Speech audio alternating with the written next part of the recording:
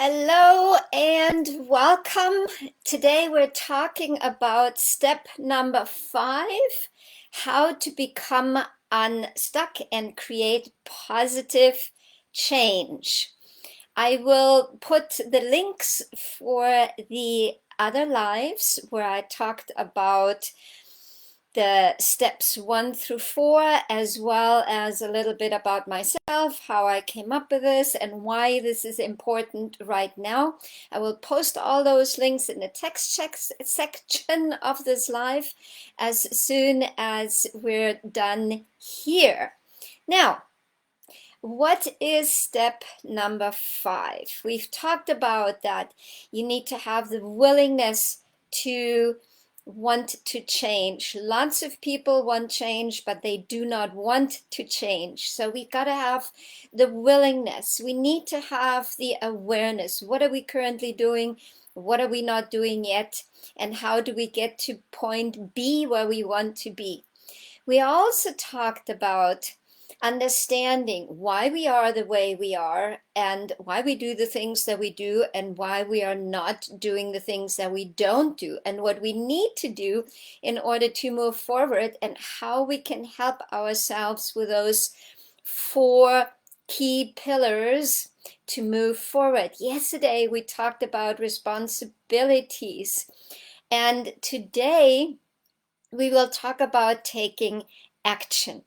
And when I'm looking at my mentorship program, where students come together in a group for at least 10 weeks, and we create a plan for each student and each horse to move forward in the next 10 weeks.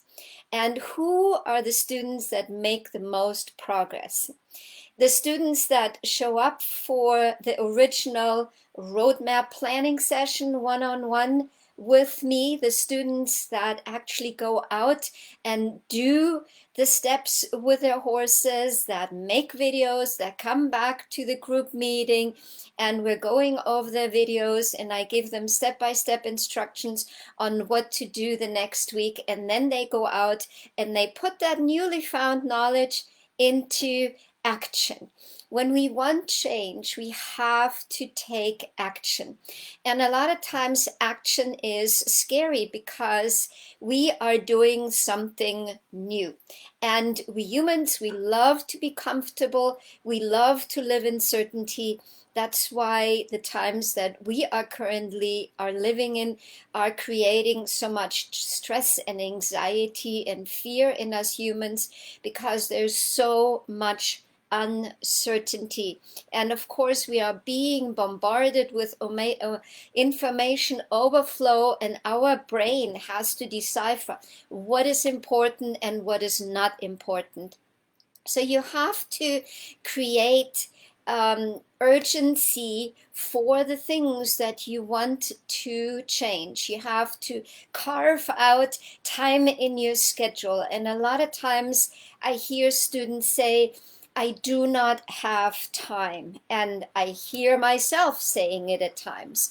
But in the end, when I'm really honest, and I'm sure you can relate to that, when we set priorities, we make times for the things that are important to us. We also often make times for the things that are easy for us. How many times have you maybe caught yourself to soothe yourself with social media or with a movie, or even a phone call with a friend? We're looking for something that soothes us, and we're making time for that. And when we're learning something new, how Dr. Burns says, this is the silly bridge of learning. We're feeling awkward, we're feeling silly, we feel that we are in unfamiliar territory. And it is easy to give up when we're overloading ourselves. So One of the important things is that you break it down into small enough steps that you can say yes to that very next step. That's why when my students come to the weekly mentorship group meetings and we're looking at the video between them and their horses, and I'm assessing what is that next step that students take, I make sure that it is big enough to create positive change so that the student is excited about the progress and gets encouraged to go forward, but not too big that it becomes overwhelming, right? So just like when we are the lead in our herd of two, we don't want to be non-assertive, passive, shrinking back. We also don't want to be aggressively dominant and pushing forward. We want to be the lead. And the lead consistently takes inventory. What is in place? What is not in place? What is that next step that I can take?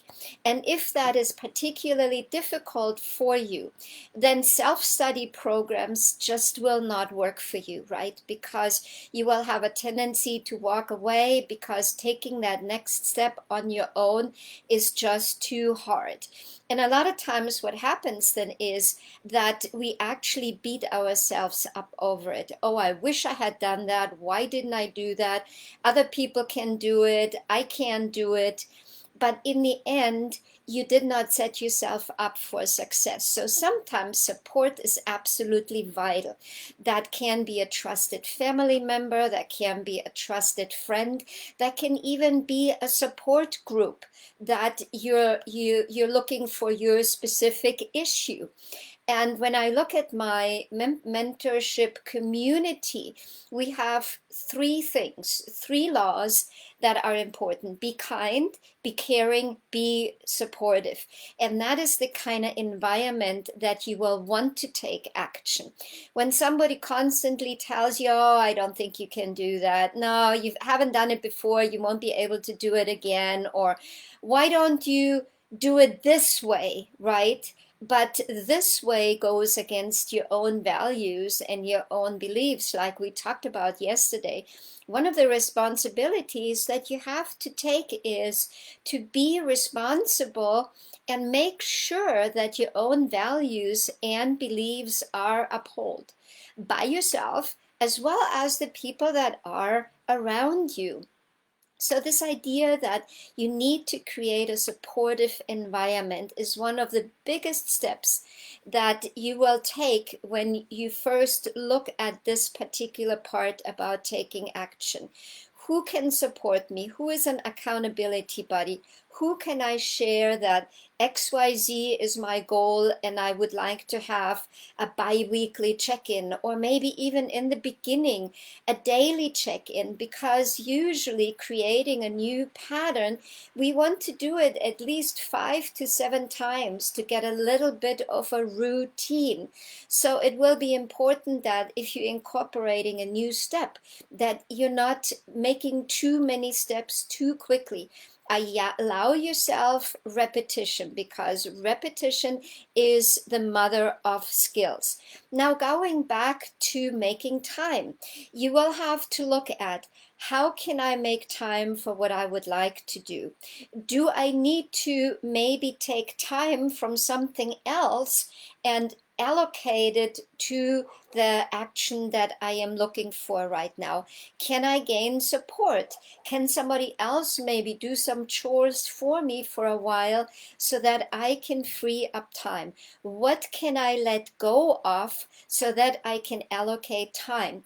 And when you're saying right now, I don't have time to fulfill my goal, it will be really helpful for you to see, what are you actually spending time on, and take a diary and do that for 3 days. Take a journal and write down every hour, what have I done? Was it productive time that was actually spent towards my goal? Was it just trying to soothe myself with social media, with a movie, or whatever that is? And I'm not saying that you shouldn't at times do things that soothe you. It just needs to be in a balance. When we're sitting too much on the couch with a big pot of ice cream in front of us, then that's not helpful, right? If we do it once in a while, then it's a treat, and then it's absolutely something that can be good for us to really help ourselves to find that balance again that we might be missing. And when you are missing balance, to take action, go to the other 4 steps. Look at, am I currently willing? Do I have the awareness what I'm doing, what I'm not doing? Have I taken inventory what I need to do? Do I have the understanding? Why am I not doing what I wanted to do? Am I right now the cave woman, and I just want to be safe and fit in and not stand out and go with other people's expectations, for example, right? If you're, for example, in a barn that is very traditional and very dominance based, and you want to build connection with your horse, then you're going to have to swim against the mainstream, and that takes some effort. Am I willing to take that effort, or do I look for another barn that is more supportive? Can I go at times when nobody else is around and I can study and work with my horse in peace? What are the things that are currently available to you when you have a tendency to fit in? Then it also can be our personality. We can be, because of our personality, we can be pushy, and we might be pushing forward too quickly with our horse, and our horse then loses the ability to learn and to process and becomes anxious, just like humans, right? Horses cannot learn when they're in their confidence zone, because that's what we already know. We also cannot learn when we're getting over our thresholds towards panic zone. Same thing for the horse.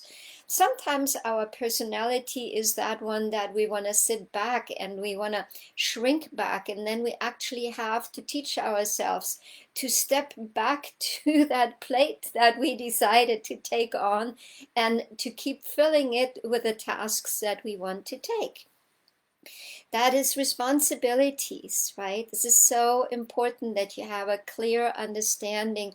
What is your part? What are the things that only you can do? For example, I'm a firm believer that you do not need a horse trainer. Nobody can build a relationship for you.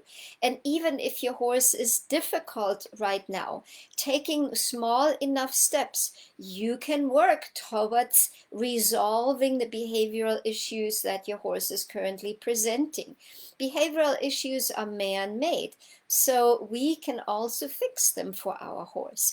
Allow yourself in that action part to ask for support. And if you are interested, this whole week is all about me offering free coaching. So take advantage of the opportunity that you can reach out to me. And as an inside inventory coach, I can help you formulate those first steps. I can cheer you on. I can be give you accountability for your next steps. And then if you are interested in continuing to study with me and for me to be your connection and confidence coach and mentor, there are opportunities available. And all it takes is to take that next step and ask for it. And also allow yourself to feel that you deserve to reach out for support and to give yourself the opportunity to excel by using additional steps to make sure that you are continuing to go in the right direction. So I hope that this was helpful for you. Thank you so much for listening in for the last few days. I really appreciate you and your desire to wanting to create positive change for yourself as well as for your horse. My program is called Genuine Connections with an S, HorseWomanship, because we're creating interconnection with our horse, and we have to create interconnection with ourselves in order to do so. And therefore, we're practicing to create interconnection with others, creating a ripple effect and making positive change not only for ourselves, but also for our environment, bringing positive change for ourselves and one horse, one human at a time. Thank you so much for listening. Be blessed. As I always say in my mentorship group meetings, with lots of love, because love makes everything better, including our horsewomanship. Bye now, and thanks for watching and listening. And reach out and take advantage of my free coaching session. That is a totally free community service, because right now we really need to support each other and to connect. And I would love to be that connection and confidence coach and mentor for you and your horse. Bye-bye.